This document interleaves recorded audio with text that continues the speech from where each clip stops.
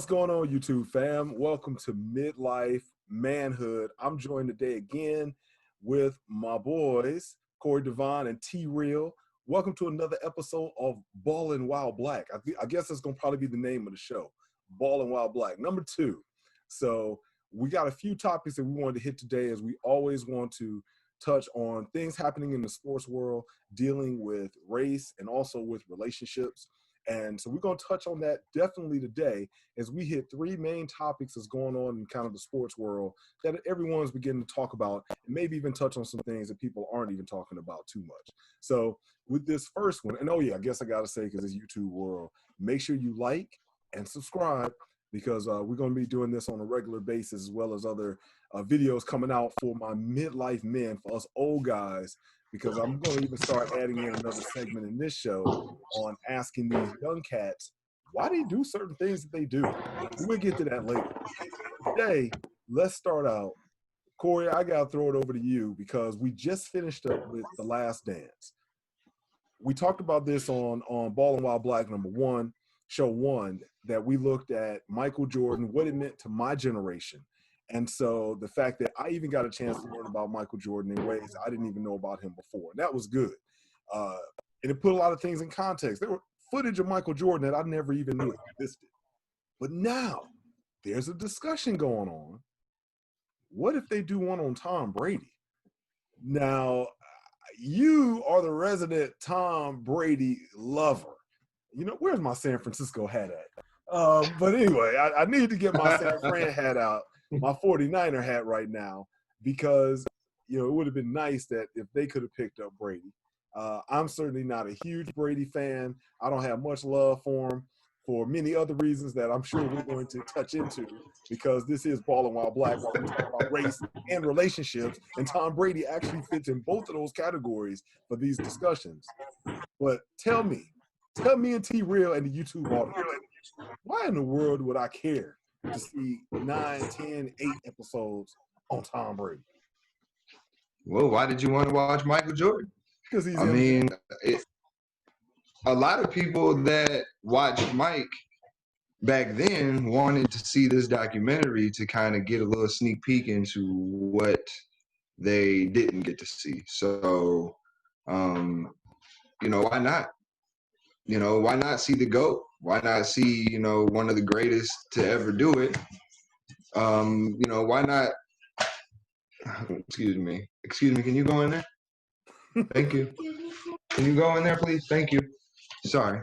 But why not? Why wouldn't you want to see the GOAT? Why wouldn't you want to see the greatest quarterback of all time in a documentary? Get a little sneak peek, especially because if you look at it, we never get to see anything about the Patriots. It's always, the Patriot way, and they're always so closed. Everything's in-house, everything's just really quiet, and you always get the one-liners from Bill Belichick. Brady always had to, kind of fall in line as far as the Patriot way, because he was a quarterback. So he kind of had to be quiet, not really show a certain side of him that we probably all want to see. People kind of label Brady as just being the perfect guy, but, I'm sure that there's probably things that we don't know about him that we probably want to know, probably things that we want to see. We want to see how he is in the locker room. We want to see how he is off the field. We want to. I know there is people that want to see it. No matter what y'all say, there are people that want to see it. T-Real, you light them up before I go. I think maybe people will want to see the Tom Brady documentary. The problem is, I think it'll be much like Michael Jordan's documentaries. Michael Jordan has to give the thumbs up for approval. So we're never going to see the things that he doesn't want us to know. So will Bill Belichick be in bad light? Yep, he'll get there eventually. Will Tom be there? Nope, it'll be poor Tom couldn't get his advertisements and handle the business side as much because he had to be so focused on football. And Bill Belichick trying to get him out for Jimmy Garoppolo. I'm okay. I'd rather see a documentary on T.O. Hopefully that's not just not me being biased because we share the same, at least spelling for our first name. So It was hard for T.O. to even get in the Hall of Fame, let alone get his documentary. Oh, so shots fired. Come on now. how much more interesting would that be? It would be interesting, but wouldn't it be? I don't want to see a T.O. I wouldn't want to see it because I feel like they would just bash T.O. and it would be one of those things where look at this black man on TV just acting crazy. Because you know that's how they would make it. I think in Tom Brady's best interest, he shouldn't have a documentary until 15 years from now because he still needs to show if he can win the chip in Tampa. So that would help with Most his definitely. legacy versus a, to be continued Tom Brady, Oh yeah, most definitely. I think a Tom Brady documentary after he retires, maybe 10 years down the line, that would be appropriate. I don't think, something very soon. I think it would be rushed. I think it would be forced. The Last Dance was kind of done. They did it and they took their time and they made sure they did their due diligence on what I'll say Michael did as far as what he wanted the people to see. So yeah, I would like. I know there are football fans. See, y'all not football fans like I am. So Oh it's a little man, different. Y'all not football fans like me, man. I'm a die hard over here. I may not be so much a diehard football fan, but I am enough of a football fan to respect Tom Brady. I respect the game of Tom Brady. You and I used to have the debate on who was the GOAT. Well, and I said, not even necessarily think that Peyton Manning was the GOAT, but I thought that Peyton Manning was right up there with Tom Brady. But since that whole discussion years ago, I will agree. I'll say Tom Brady's the GOAT. I'll give you that. But the only thing I want to see about Tom Brady might be his fine wife. That's probably about it. Because other than that, what other story do I want to know about Tom Brady? I mean, if it wasn't for his wife, in fact, would Tom Brady be able to squeeze up on Giselle Bunchkin if he was not Tom Brady? If he did not have the ring? Of course not. No, because Of he's course not not. even an interesting person. I mean, he doesn't come across that way. Could you? I mean, when MJ, look at how MJ is, and you see him and what he developed into. Let's be honest. The reason why it was compelling is because he got into a lot of trouble. Not really trouble, but he had stories off the court. Mm-hmm. Brady, even and Michael Jordan even told those stories. Like T-Real said, he gave the thumbs up to say, yeah, put it out there. But Brady hasn't even been retired long enough. Can he really tell us what went on with was it Inflategate or whatever, Deflategate? Can he tell us whether they were actually stealing signs, recording practices? Maybe. If it's 10, 20 years later, maybe. He's not gonna put himself in that light. Right, exactly. He won't do it now because they calling even Jordan a snitch, and this all these years later for the things that he ratted out. He calling Horace Grant a snitch, and then he telling the other business of things that he saw that went on in the hotel room. So I don't think we could have a real good, compelling. We'll use the term in air quotes documentary because the Jordan one really wasn't a documentary. We would not have a good one right now. I don't think. If anything, T-Real, you bring up a good point. I would not mind seeing T.O. And one of my boys, actually, I don't know if we talked about it on the last show, or I know Mark, who's been on our other show, the No Love Zone. Make sure y'all check that out. No Love Zone, because Mark is an avid Cowboys fan. He would rather see do something on the Cowboys. That's far enough removed because you had not really drama with Emmitt Smith, but you had just kind of Emmitt Smith, Barry Sanders battle going on. You had Michael Irvin getting in trouble. You had Michael Irvin being accused of rape. And then when it turned out he wasn't, they didn't even put it on the front page, but you had that because that was a great issue to talk about, at least kind of the differences that we see in how they handle such a topic. And then you had Nate Newton, you got Troy Aikman and all the concussions. You got T.O. running out on the star, putting his hands up, and Emmitt Smith going knocking him off. So the Cowboys even have a much more compelling discussion that you could have than really Tom Brady. And I guess we could say it's good unless they're gonna come tell us some dirt about Tom Brady that I'm sure might have either, if it has happened, it's been swept up under the rug. And so if that comes And out, that's what I'm saying. We got a long time. yeah, but I think they're talking about doing something now on, and that's where it's like, Yeah. I'm not ready to see that right now. No, not right now. It's too soon. He's not even done playing. I would like to see a Tom Brady documentary about 10 years after he retires. They could even make it called The Patriot Way, where he kind of just gives us that in-depth look on what it really was. That was the Patriot Way. If anybody's going to know, it's going to be Tom Brady. He's been there the longest. He was there from the beginning and the end. Because, let's be honest, Patriots are done. They might mess around and get the first pick next year in the draft. That's how bad they might be. So I think that Tom could possibly give us some insight on some things that people want to know about the Patriots that we'll never know unless somebody really comes out and says it. Yeah, but now I'm going to go back to what you said about being a football fan. And again, I give it up to Mark because he made this point. Michael Jordan, and I talked to another guy in Brazil, actually. He said that he was watching The Last Dance. Now, mind, he's in Brazil, and he's actually you guys' age, in his 30s, and he's watching The Last Dance on Netflix down there. Tom Brady plays American football. And so that's the other part about all of this. Michael Jordan truly transcended the United States of America. Basketball obviously became, especially a global sport during his era. That was one of the jobs of Jordan, was to export basketball around the world, and it worked. But now, Tom Brady is really only known, I won't say only known, but you know what I'm saying? American football is really a big thing here in America. That's why they're trying to play more games in Europe. That's why they're trying to play more games down in Mexico City.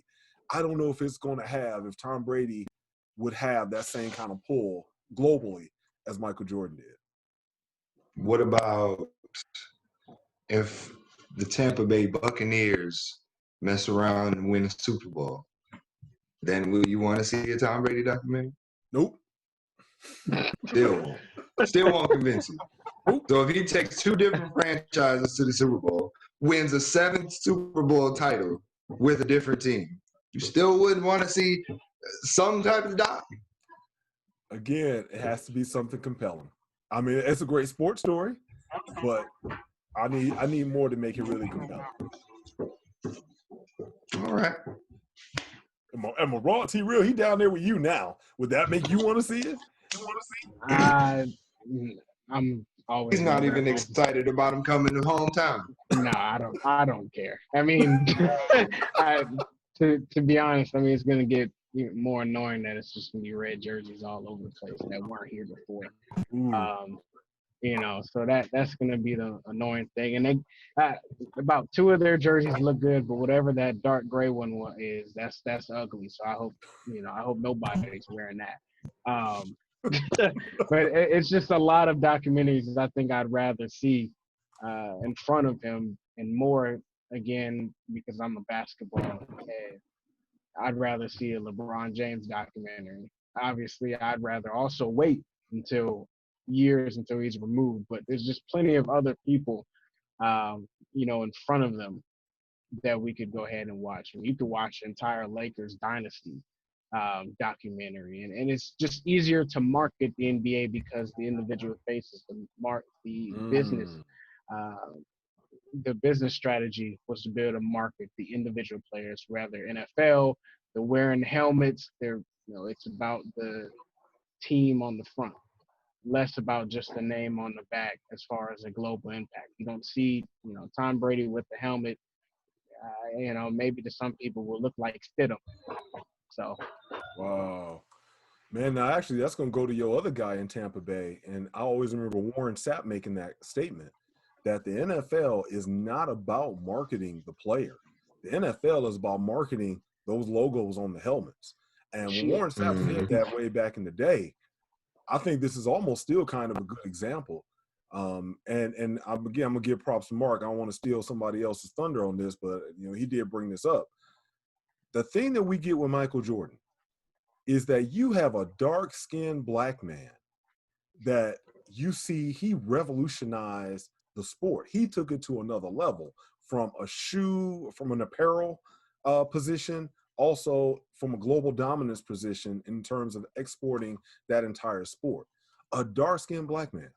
And that says a whole lot. And I know he actually takes a lot of heat even to this day about not being woke, as people want to say, you know, wishing that Jordan would have spoken up, you know, in the past about various racial issues and things that were going on socially. And he always seemed to distance himself away from that.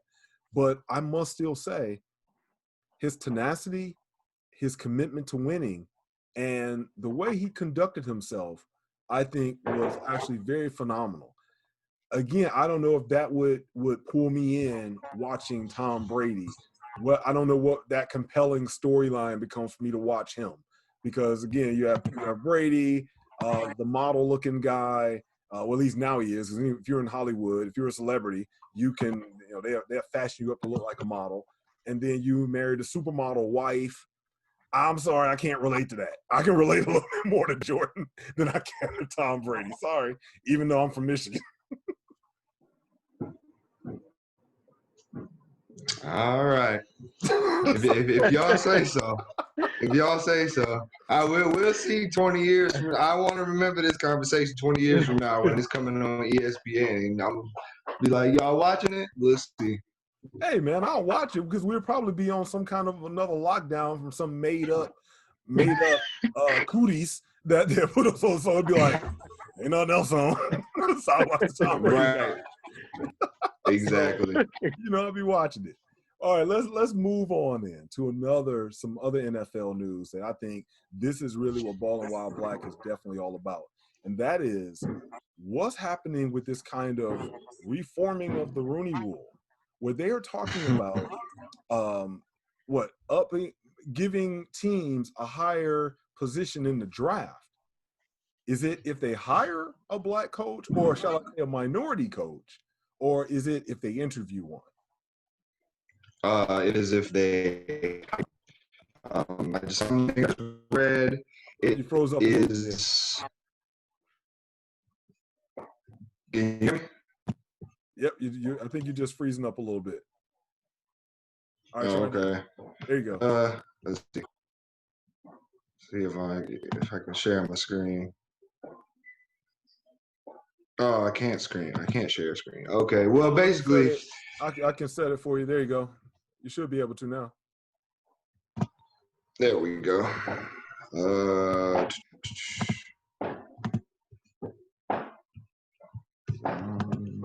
There we go. All right, here we are. I see me. There we go. All right, so basically we have it. The proposal is basically a team could upgrade its third round pick selection by 13 or by 16 picks for minority candidates. The draft pick could go up 10 spots for hiring a minority general manager or equivalent level position, and 6 spots for hiring a minority candidate head coach.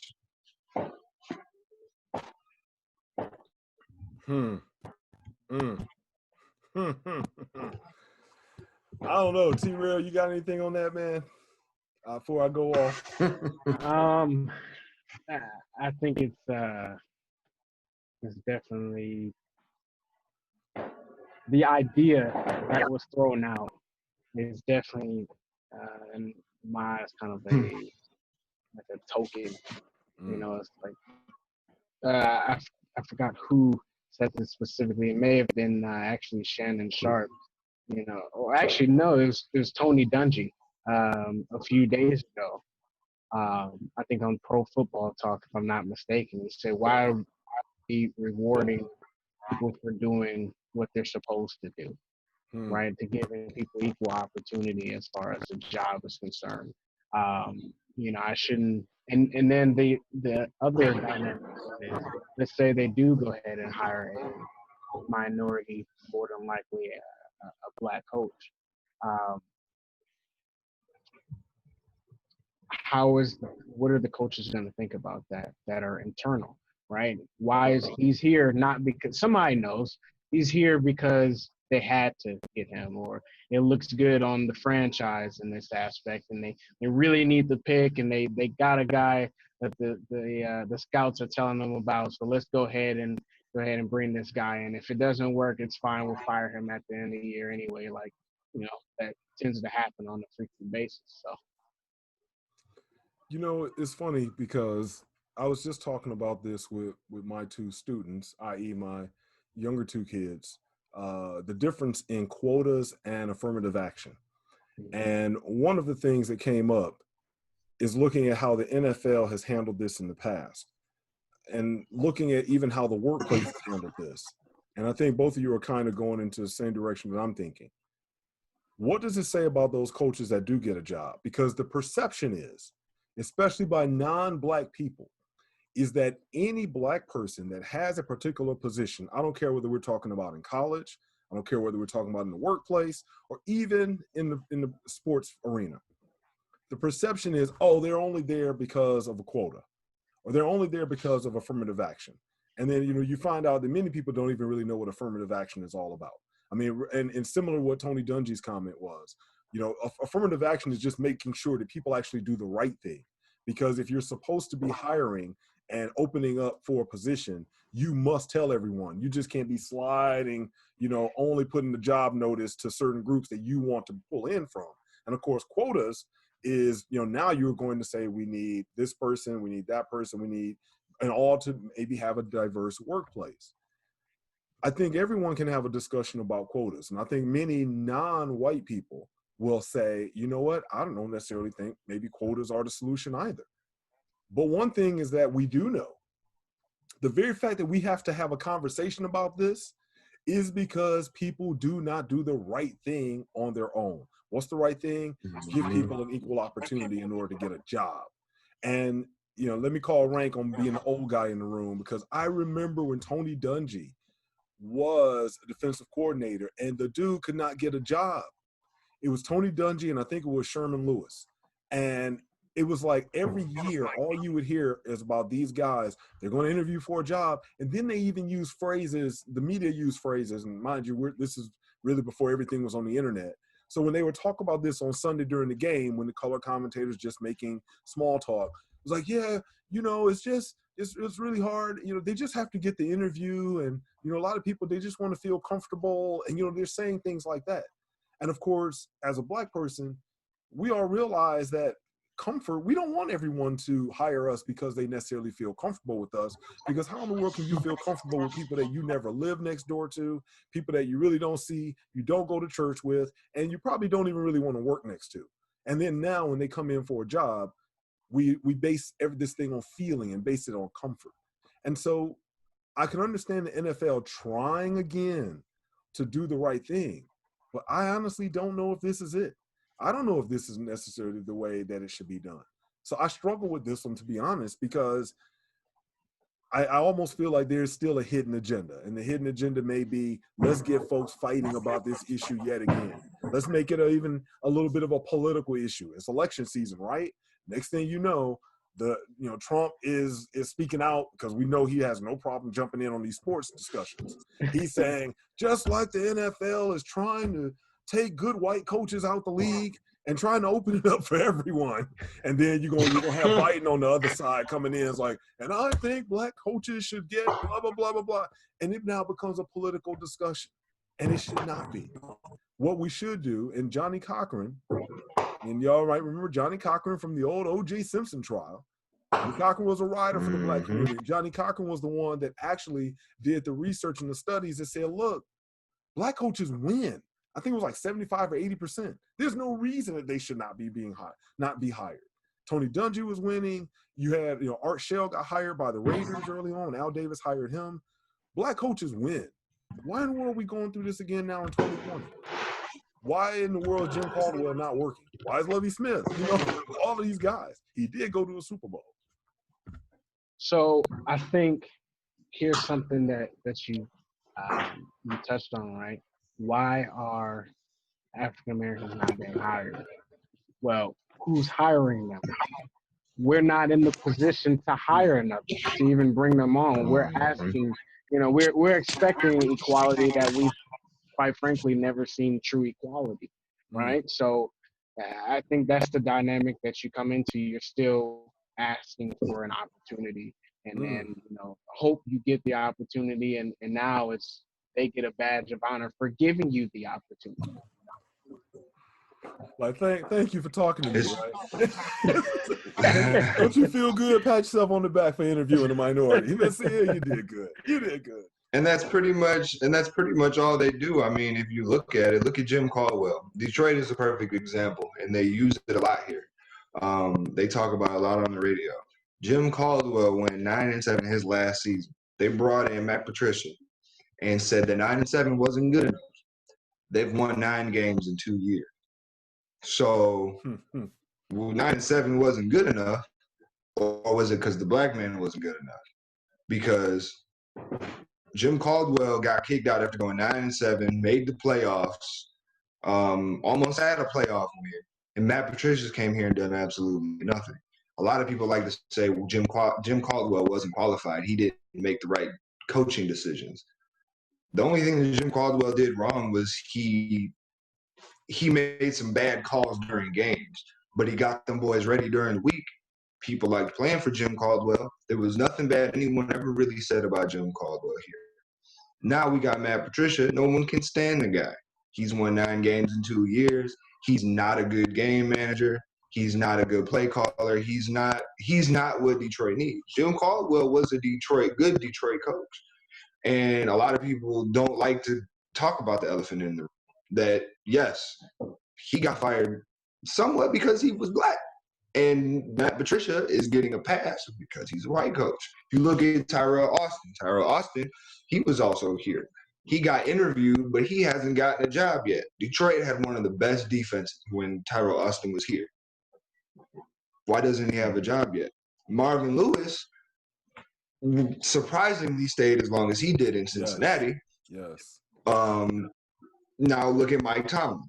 If Mike Tomlin was not on the Steelers and was not winning with the Steelers, he probably wouldn't have a job. But because the Steelers they're a good organization, they're owned by good people,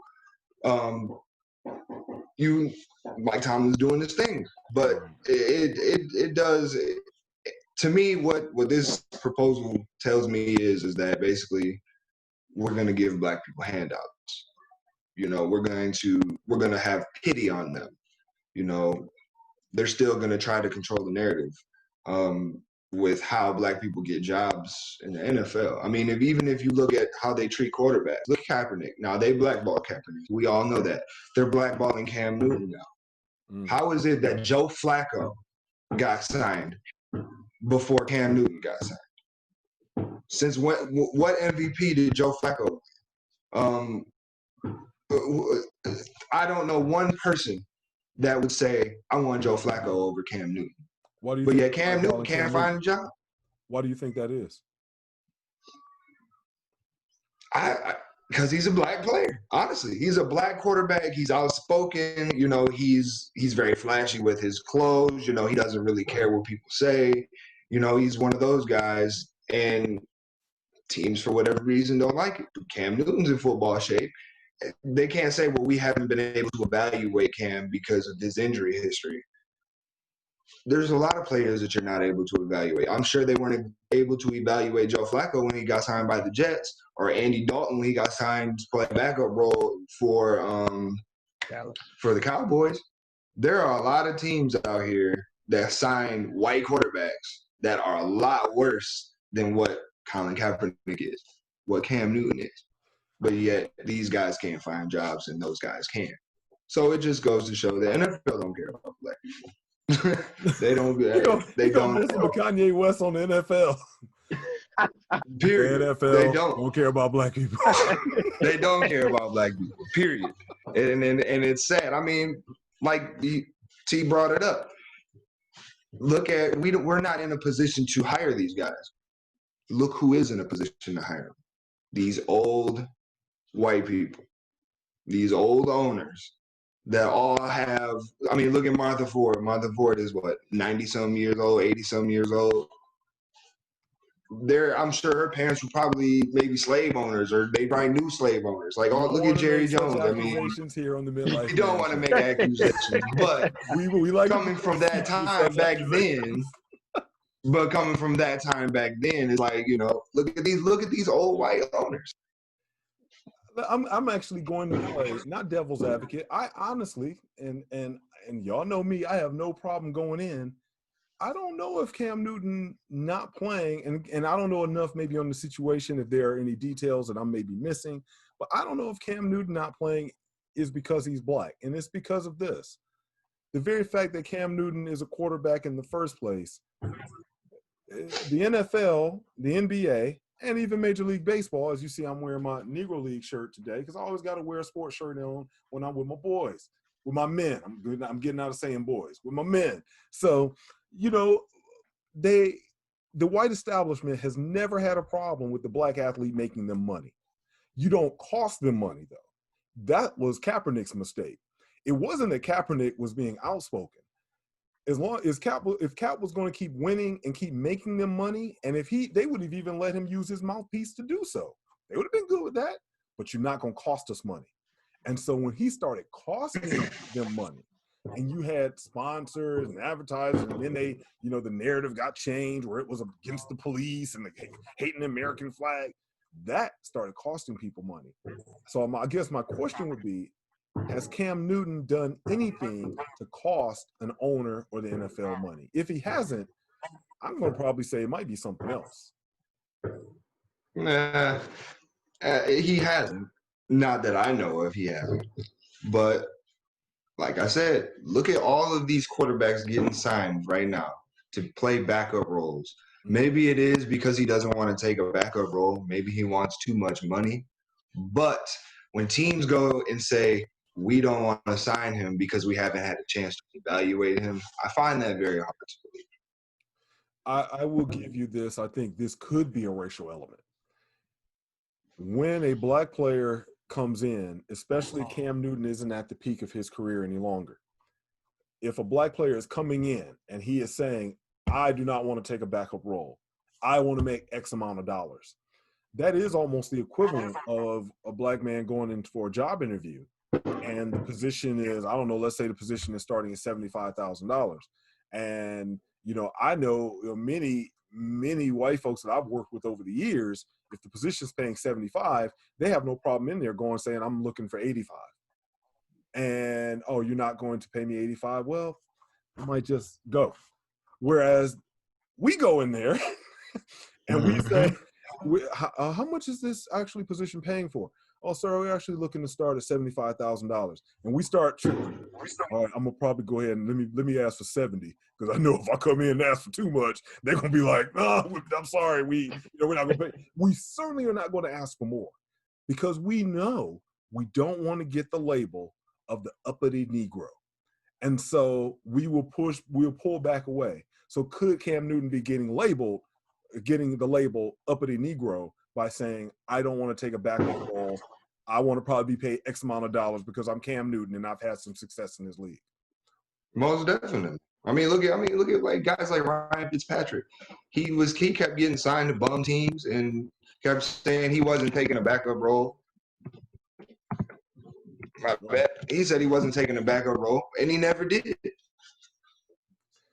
Well, you know, oftentimes they're looked at as being go-getters, and we aren't.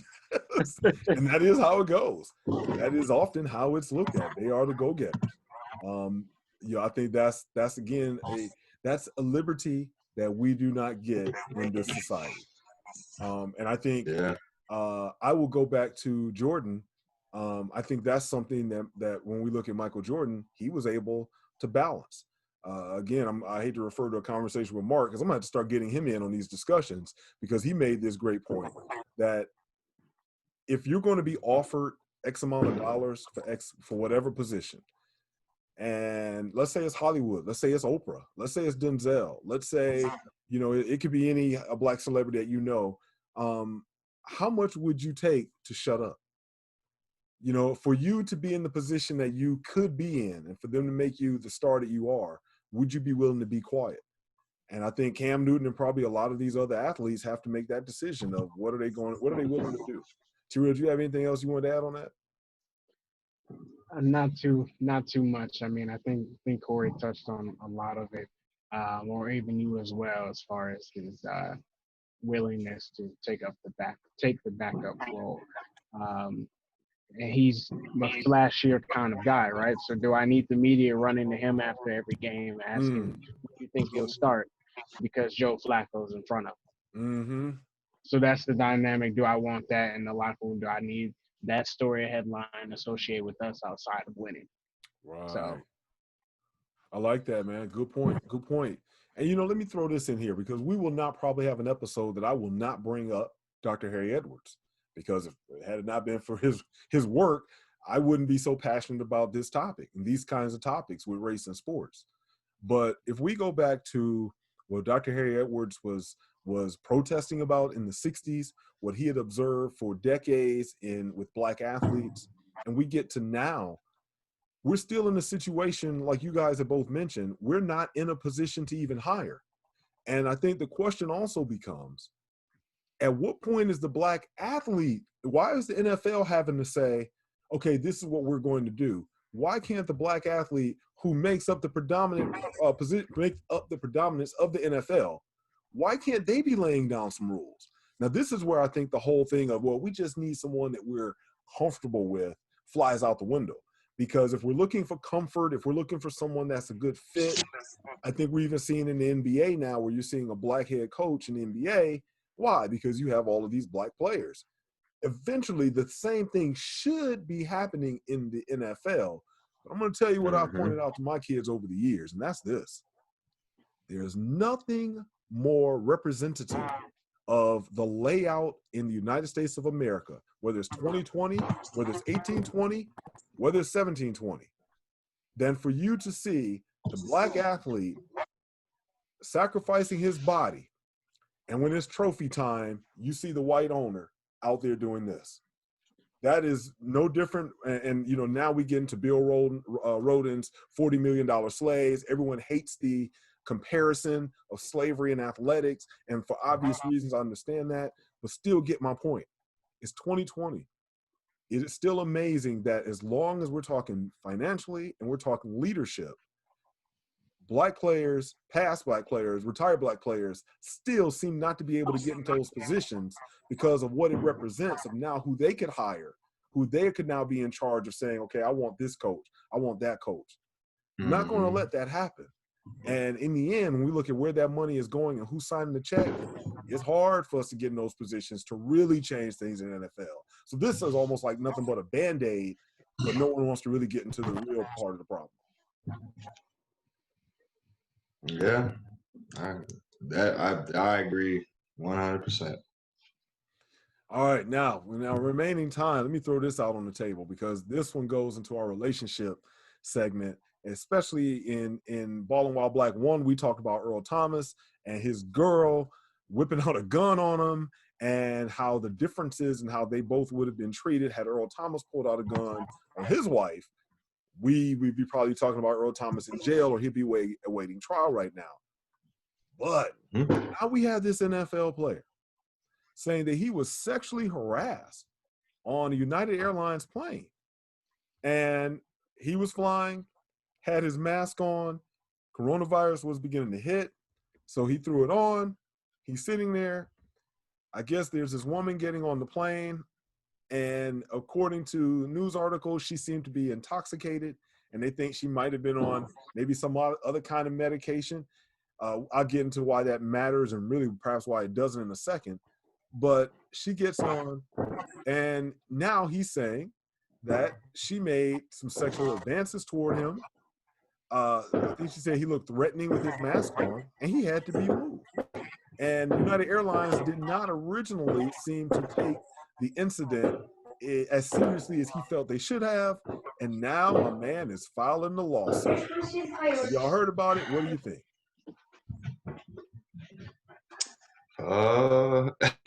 It's a funny topic. It's honestly, but it's a sad topic because you don't hear about it often.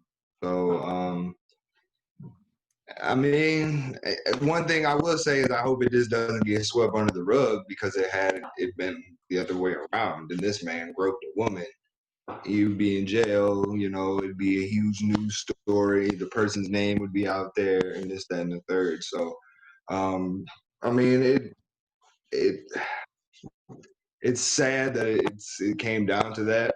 It's sad that a woman was under the influence, but she should face the same consequences that he would face if he did that to her. T-Real, what you got? I'm going to look for the article here. I'm going to pop it up. Yeah, I think that I think you're definitely running into the fact that there's a dynamic of, again, the inequality amongst the genders.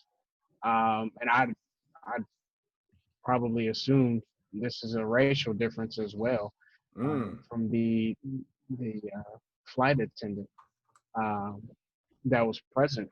So I don't remember what the video I was watching, but they brought up the fact that when Terry Crews said that he was allegedly sexually assaulted, and they laughed at him, right, because of his size, because of who he is, the stature, and you go into the dynamic again of I'm trying to make sure everybody knows what happened, because if I react a certain way, I'm under the jail. No matter what, it doesn't matter the situation. I'm defending myself. No, just look at you. They're just gonna give. That's gonna be the case that the Lord. I mean, you see how big he is. That's how threatening it was. So when we're running into this dynamic as well, not to mention if this started or happened in February, this is not too far off from where the cooties was announced as an official pandemic. So what if her touching him and he led to being able to go ahead and catch this? Now what are we talking about, right? Now we're talking about the threatening of his family. Now where there's just so much more to it, right? But it's just because the shoe is on the other side of the foot, or the catchphrase. I couldn't think of it, but Well, and there's a slight concern for me because one of my sons was flying. Actually, we were out there. We were all together, fellas, as y'all very well know, in late January and in early February. And so, one of our sons, or your brother, my son was rolling in a plane, flying in a plane, and he had his mask on, but it was actually before anything was out there about COVID. And so, it just looked him kind of being strange, but he was wearing his mask. So like you said, the fact that this guy was wearing it even so early, why it almost shouldn't really make a difference. I think it just becomes more of a talking point. I almost don't even know why it was necessarily in the case, except for the fact that she says, after stating he was wearing a mask, wearing it for COVID-19 concerns, she said he looked frightening. But I think what really we get down to the heart of it is the comments. If you see this article or you see the videos out there, you start looking at the comments below. And normally that's a dangerous thing. I try not to do that when I'm reading stuff on the internet. But this time I already kind of wonder what I might find. And sure enough, you end up seeing comments like, I read one that said, the NFL, they haven't been playing, so they must really need money now. So I guess the dude trying to hustle. You know what? Another one says something about, I forgot how the comment went, but basically the guy is just complaining and trying to make up something on her. And, and then you did have some comments coming back saying, look, if this would have been the other way around, the situation would have been handled completely different. And I think it also helps. It says right here, flight attendants did not move the female until a fourth complaint was made by the player. Her actions reportedly escalated to ripping off the player's face mask and grabbing his penis. The player claims the female was intoxicated and taking prescription pills at the time of the incident. I don't even like the fact that that was in there, because what's the point? The point, whether she was intoxicated or not, what difference does that make? Because the last thing, and I always point this out, even with my kids, I don't want to hear about you being drunk. I don't want you to ever have anything coming back and it's like, well, I only did it because I was drunk. And we certainly know that if you have a man and you have a woman at a party and there's an alleged rape that takes place, if the woman was drunk and the man was drunk, he is still expected to be responsible for his actions. Him being drunk did not exonerate him from anything. So I hate the fact that that was even brought up, because in all the reports that I read, they make sure they mention that, almost like, well, women normally don't do this, so just because she might have been drunk, she did it. But let me share one thing. I looked it up. First of all, just doing the old typical Google, you try to put in there sexual assault against men, and what do you find? Sexual assault by men. It pops up. I had to keep going through to find anything about, or shall I say, sexual. What I think one of the first ones I used was sexual assault on men, and then I had to go sexual assault on men by women. Still hardly anything was coming up in the search terms. But then, I had to do some Dr. Googling, where I had to really start coming up with some good searches. And then all of a sudden you see that there's actually been research done on this. One of the things here from the Scientific American says when they looked at it, they looked at the data that has been collected and the research that's been done on it. It says, quote, the results were surprising. For example, the CDC's nationally representative data revealed that over 1 year, men and women were equally likely to experience non-consensual sex, and most male victims reported female perpetrators.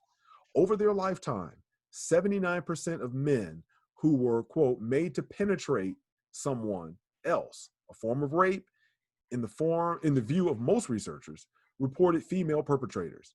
Likewise, most men who experienced sexual coercion and unwanted sexual contact had female perpetrators. And again, that's not from the local, woman-hating man's club. That's from the Scientific American. And there's other research out there backing that up.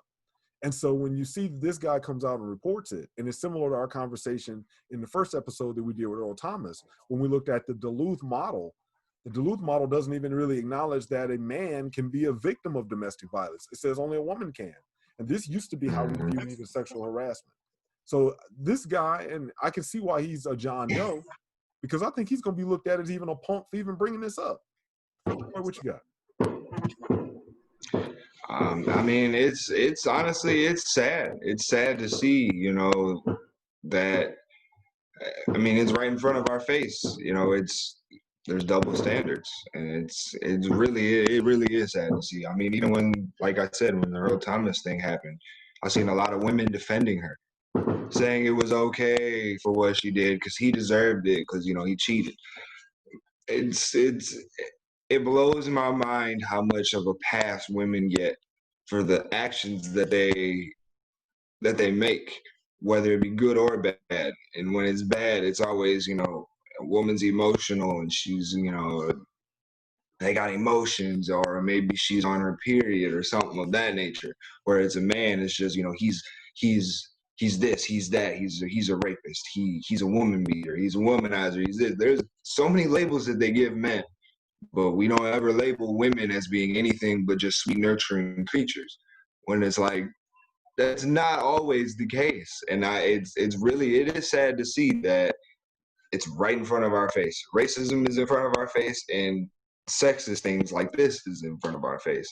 And the world as a whole doesn't want to acknowledge it. It's almost like, oh no, we know it's happening, we know it's there, but we don't want to acknowledge it. That's why it's hard for you to find it on Google.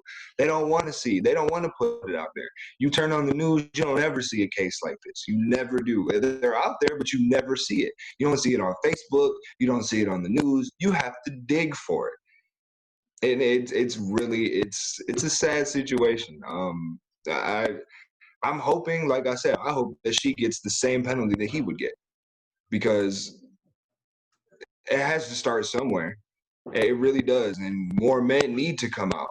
More men need to step up and say, yo, this is not okay. I had a friend once before, him and a girl, they were having sex, and she claimed rape. And, he got in trouble, he went to jail, and he had to say, she was on top of me. It wasn't me. I didn't do it. And they didn't want to believe him. He had to actually show a phone. Luckily, he was recording it, which is a topic for another conversation. But he had to actually prove it. He was about to go to jail for rape, but he had to prove it. Now, I'm sure if he were to claim rape on her, they would have just laughed at him and said, "Nah, that didn't happen." Yep. Like, well, are you kidding me? So it really it's sad, and I'm hoping for justice for the guy. Let me add one more thing, and T-Real, then I'm going to throw it over to you. And actually, I want to find something, and I wish I would have thought of this sooner to have it prepped, but I'm going to look for it. Let me throw this in, T-Real. I want to throw it over to you. But let me just say, similar to an anecdotal story. Back in the day, I worked in a female-dominated workplace. I was a young guy. I was you guys' age, actually. I was in my early 20s working there. Female dominated. It was your I'll just say it was a female dominated workplace. It was at a grocery store. Well, I'll just leave it that way. It was at your typical department store.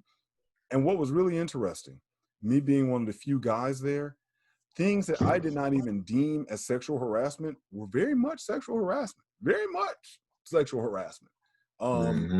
They said some things that had me blushing. I was in my early 20s. This is coming from women that are in their late 30s, early 40s.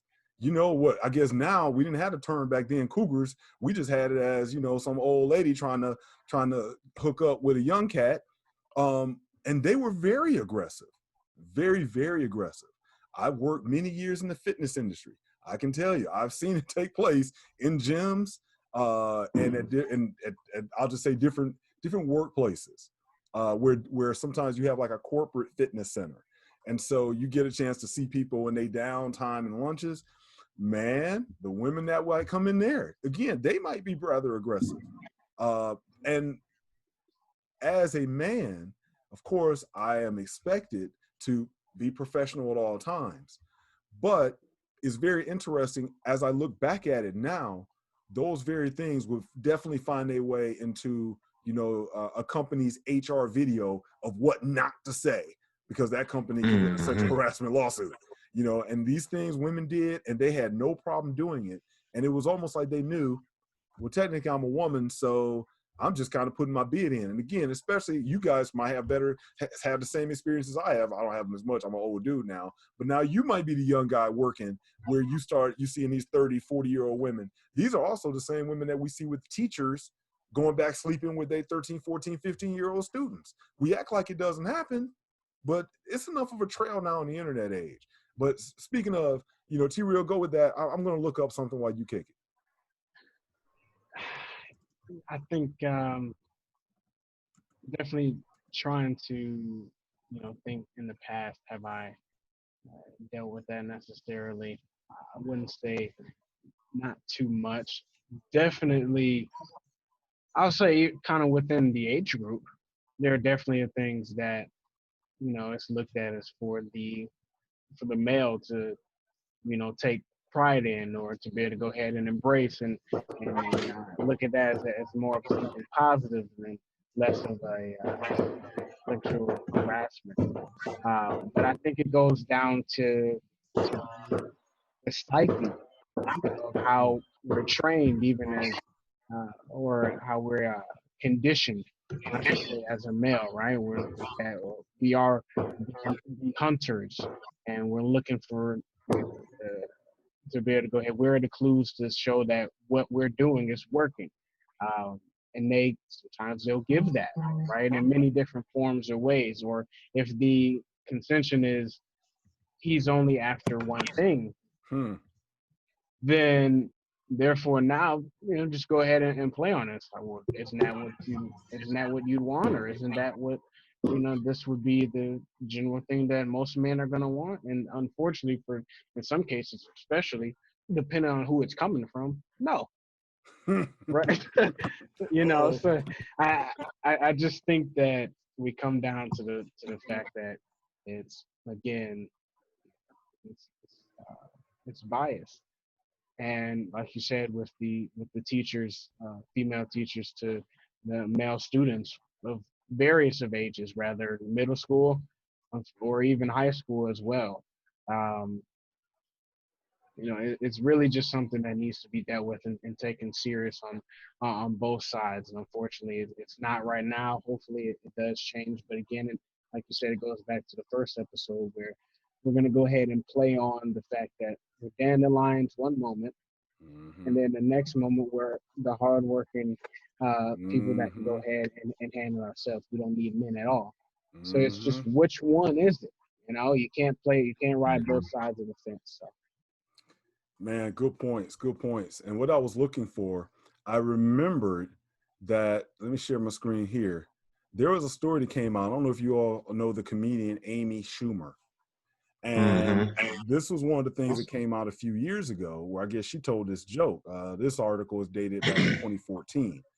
And so she's talking about this guy in college that she met. And basically, it looked like and this is like the transcript of her whole thing. But, basically, she ended up, what it sounds like, she raped the dude. Ha! Funny, funny, funny, funny. And this is back in 2014. Where's Bill Cosby at right now? Right. It basically, it sounded like my man was drunk. He couldn't get it up. And, she still went on ahead. And it goes right here. And I got to try to make sure my video doesn't get flagged by YouTube. But he crawled back into bed and tried to mash at this point. His third ball fell into my JJ, and on his fourth thrust, he gave up, fell asleep on my breast. His head was heavy, and his breathing was sour. I had to turn my head so my eyes didn't water, but they were watering anyway because of the song, blah, blah, blah, blah, blah. And go down. Man, I got to find it. But basically, it sounded like she still went on ahead and got with the dude, even though he was drunk and couldn't get it up.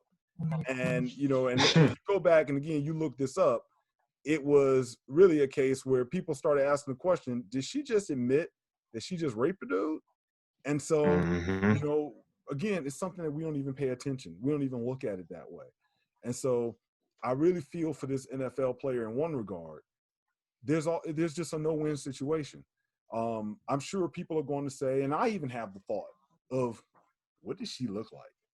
Because then it's like, well, I wonder if she looked good, would he have reacted that way? Now, what is funny is it is okay. It's socially acceptable for us to have that reaction of thinking that about him. But I need to go back, and since we started off the show talking about Tom Brady, this is a good time to throw this in. Did y'all ever see the Saturday Night Live skit where they were talking about sexual harassment? And there was one guy, oh man, if I can find it, that'd be a great one to pop up now. And T-Real, you kind of touched on it. It was one guy saying something like, hey, Karen, that's a nice dress you have on there. And she's like, why are you just harassing me? And then Tom Brady comes over and he's like, hey, Karen, your breasts look absolutely amazing. And so, we laugh. And I've actually heard women say this as well, that, oh, that dude was disgusting and he creeped me out. But I'm sure we all grown men, we've heard guys and we know guys who said things to women that even our mouths drop like, whoa, was that too far? I wouldn't say that. Yep. And then you realize next thing you know, see, I'm old because I was about to say, next thing you know, she writing down her number, giving it to him. I guess y'all don't do that. What do y'all do now? Touch phones or something like that to contact her? Let me get your IG. Add me on Snapchat. Add me on Snapchat. Hey, girl, what's your TikTok? So, man, I definitely want to keep track on this case because this is the type of stuff that I definitely want to talk about on here because it's crazy. It's crazy. It goes on. And I got to throw this in lastly on the topic. They did not release her name. Had this NFL player sexually assaulted her, we would know the player's name. We would know. And they still would withdraw her name because they would not want her to be shamed. Okay, that's fair. Just like I'm not saying that we should know his name. But I know, had it been the other way around, we'd know his name. And interesting, we don't know her name, especially when there seems to be enough evidence that without question, she did what she did. I think this is just part where we just have to realize if we're going to have things equal, we truly have to have everything equal. Last one on this, unless anybody else got a last word. I just want to say one thing. I told you last week you wouldn't hear about this Earl Thomas thing after that day. and you haven't heard nothing about it. It is crazy. It's like, what? Like, we're not talking about this anymore. But had that been Earl Thomas doing it to her, it would still be, they'd still be talking about it on First Take. How long do We we don't have to hear talk about it Ray now. Rice? Man, they still talk about Ray Rice. I think I still hear topics brought up about him today. Didn't I don't think it was Barbara Walters. I can't remember who it was. But I forgot who it was. Somebody did an interview with him and his wife as well. And it was long after the fact. And, you know, like you said, they were still bringing it up. I mean, I remember back in the, was it late 80s with, and granted, I will say this is slightly different, but I still think of Mike Tyson and Robin Givens. That was one that, you know, this went on for like a month, if not more. And again, this is pre-internet. This is the internet day and age. I could imagine the national discourse that would really get launched. And it got launched back then. But you're right. This very well could have been we need a national discourse on, again, NFL violence of players doing this to their wives. But now nobody's talking about it. All right, there's something I need to add in here because I got to do this for the midlife fellas that's watching this while I'm talking to young cats like yourself. Because the thing that I love about talking to y'all brothers is because you have such wisdom at your age. But I'm not gonna lie to you, man. Your generation, man, sometimes make me feel real hopeless. Forget the current president. Forget even any other guy that they want to throw up there or woman they want to throw up there as president. Because, you know, I don't think all that is real anyway. Leave your comments below if you join me in that. But I'm like, man, if this is what the future holds, what is going on? So I at least have to use this opportunity to ask y'all. I have two questions for you, actually. Number one, people have been using the term simp for forever and a day. I mean, simp has been around for like 20 years or whatever, right? What's this new fascination with the word simp by your generation?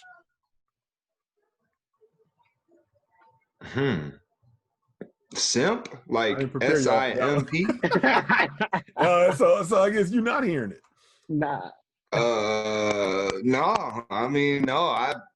I haven't. No, personally, I haven't heard it. Maybe this is a Southwest thing. Maybe that's what it is.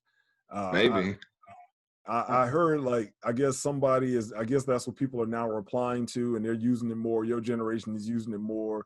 And it's kind of, I don't know, it's funny to me. It's almost like when the larger culture started using the word ill, you know, people started using ill and dis, and it's like, we haven't been really using that word in 20 years, or you're not even using it right. So, you know, I guess maybe it just hasn't hit up north and down south yet. So keep me posted. So let me go to my other one then.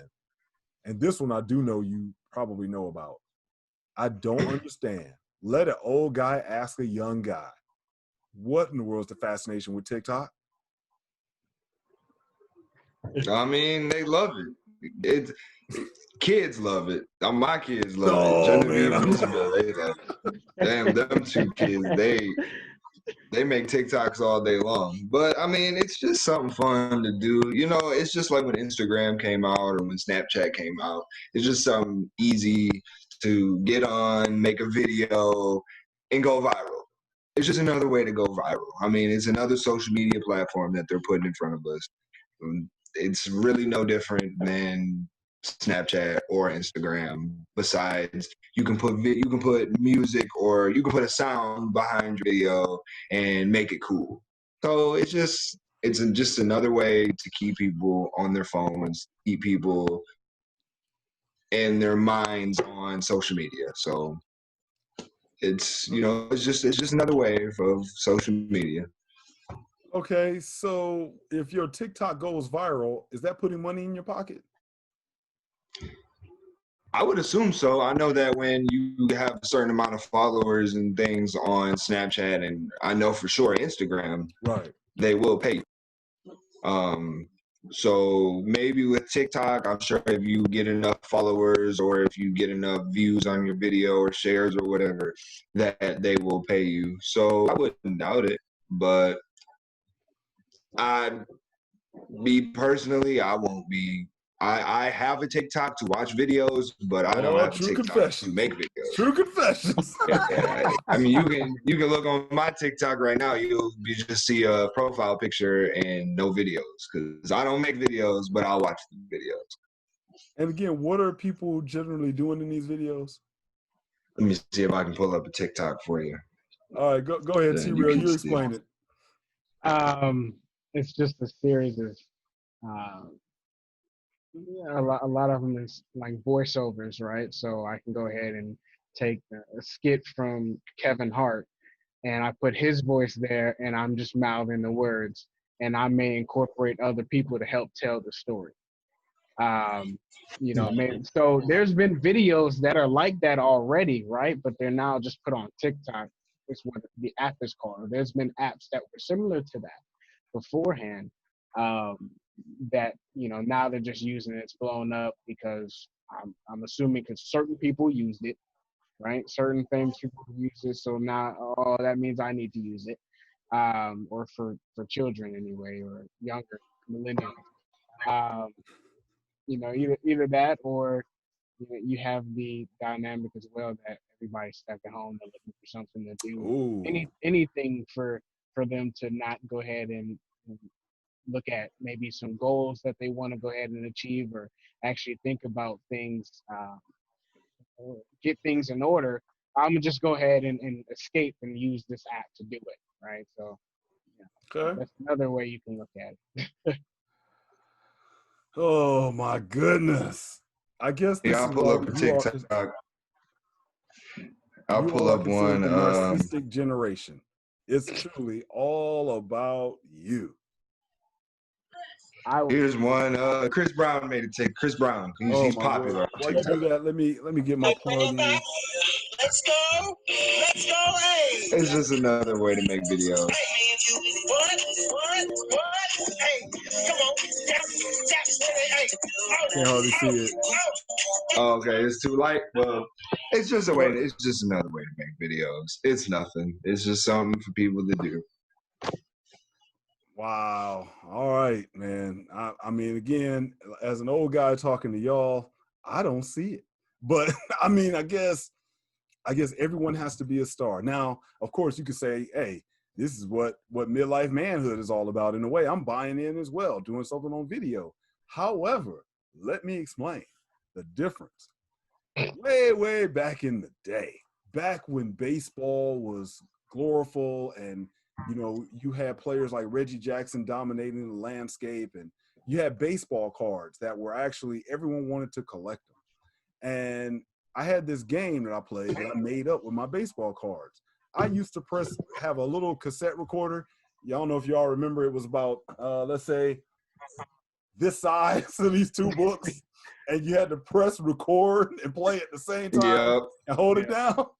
And then I had a little microphone, and I broadcasted my own games on my baseball card game. And I put in the NBC Game of the Week music for my old midlife manhood dads that remember Vin Scully and Joe Garagiola. Oh, wow. That was the highlight of my Saturday afternoons. I watched This Week in Baseball with Mel Allen, and then I watched the NBC Game of the Week. So I was broadcasting when I was a little tight, like 10 years old, 12 years old. So now for me to be able to do this on YouTube, it's like, I've been wanting to do something like this as a little kid. And that's why I enjoy it. So you mean tell me y'all like dying to do TikTok videos and dance on there? And I mean, people do a lot. I mean, TikTok's sweet. I'm not gonna lie. They do a lot of fun stuff. Like, look at this guy. Man, we gotta end the show. This dude just said TikTok is sweet. All right, go ahead. Let me see. This guy's jumping into a pair of pants. It's just something stupid like that,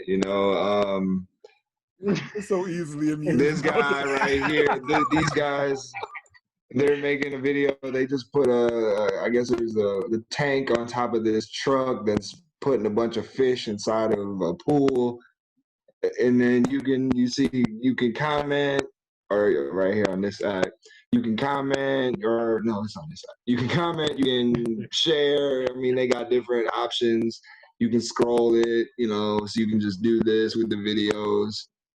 Go different pages. So these are like ones that maybe are made for you. I know, oh look, they got a video game one. So it's like I said, they got a lot of sports ones. So you got your basketball, people acting crazy on doing basketball tricks, or just it's like I said, something for people to stay on their phone.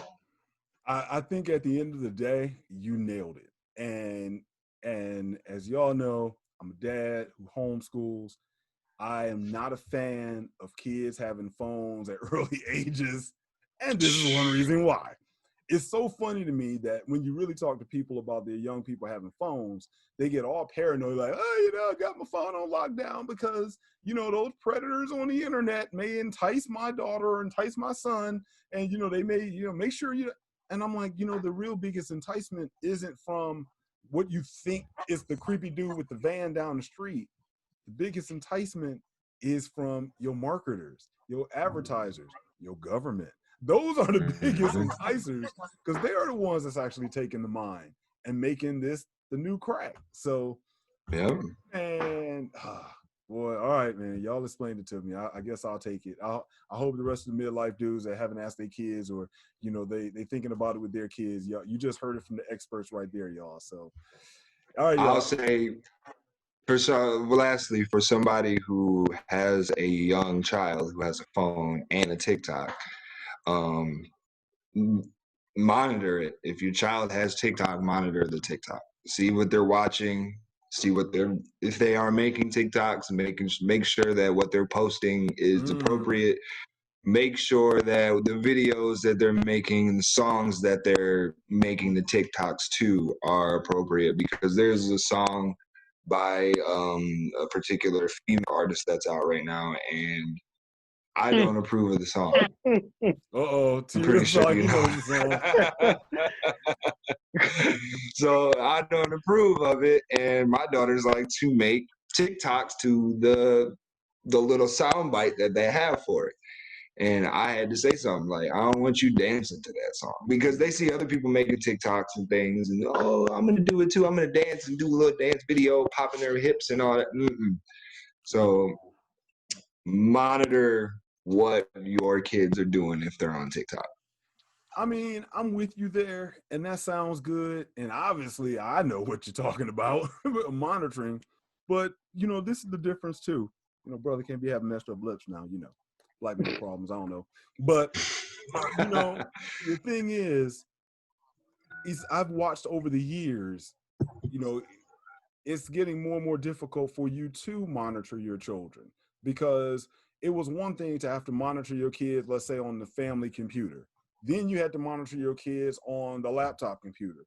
Now it's pretty much almost impossible to monitor your kids on their phone. And now you got to monitor your kids on the apps of their phone.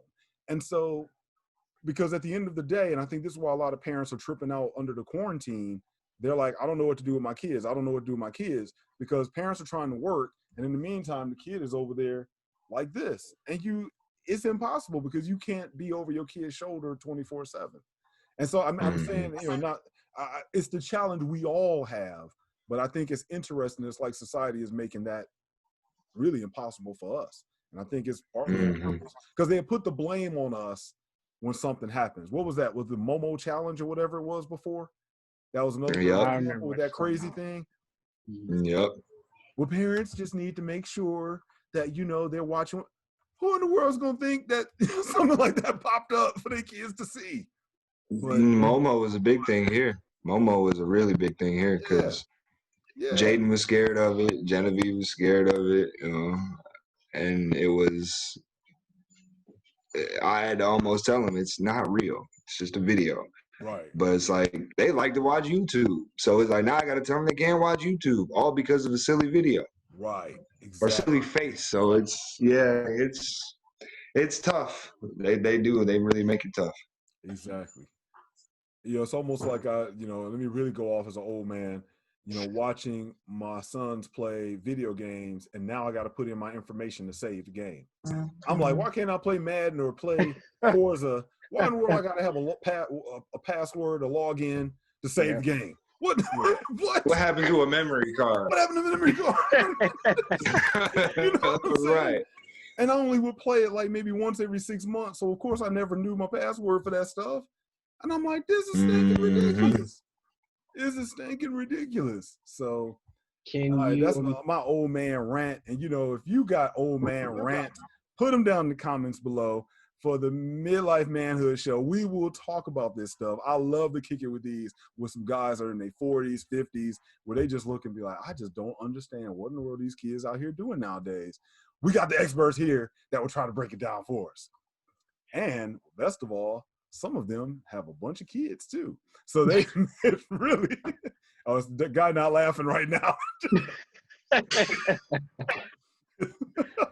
Sorry. So you're able to see both ends. You see the kid part of having to protect, but you also at that part where it's like, well, you know, it's still attractive to you too, because you admitted to liking TikTok. So it works out well. Last thing I'm gonna say to be able to go ahead and actually, I know this will definitely be a topic of discussion for a later date. Can you imagine now how you would lead up to why you would need the mark? Ooh, man, you know you instead of having all these passwords, instead of having all of these ways to be able to protect your identity and your information, why not just have it access for one way to be able to do it?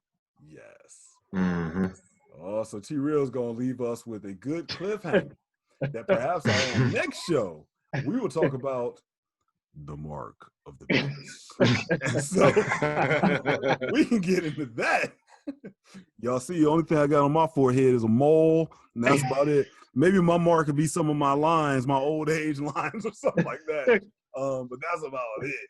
However, I mean, bro, that is a good segue, something we can talk about next time because let's be honest, we are all probably on lockdown, home quarantine, especially those up in Michigan, for a reason. And when you're hearing things and you can't go to the store without having your forehead scanned, it's like, all I'll say is that a lot of my friends, when I was younger, and I used to say, you know, I think in the future, you know, when they talk about in the Bible, this 666 and right hand and forehead, and you can't buy or sell, man, you stupid, all that religious garbage. Now it's like, that looks like it could actually happen. It might happen. It's going to happen. It's going, because remembering passwords is on a whole other level now. So, fellas, I thank y'all for the time. Definitely thank y'all for the time as always. Let's go ahead, keep the dialogue going every couple of weeks. Tune in here as we talk about whatever's going on in the sports world as it relates to race, as it relates to relationships. We're going to be on top of it, and we're going to bring it up in here to kick it. So I'm going to sign off, fellas. Do y'all have any last words you want to throw out there? Anything from your own platform? You know, y'all brothers getting your own thing going on? I just keep staying safe. We are far from, especially my people in Michigan.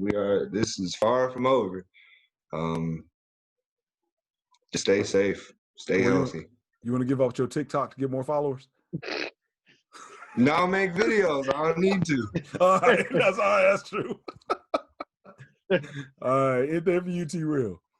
On my YouTube handle T-Real, I will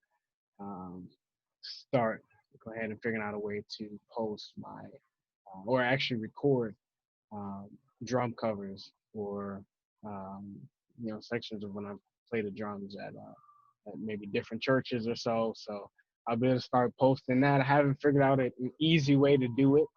You know, especially that's within reach and will actually capture the sound I want it to. But you know, I'm looking into it. So.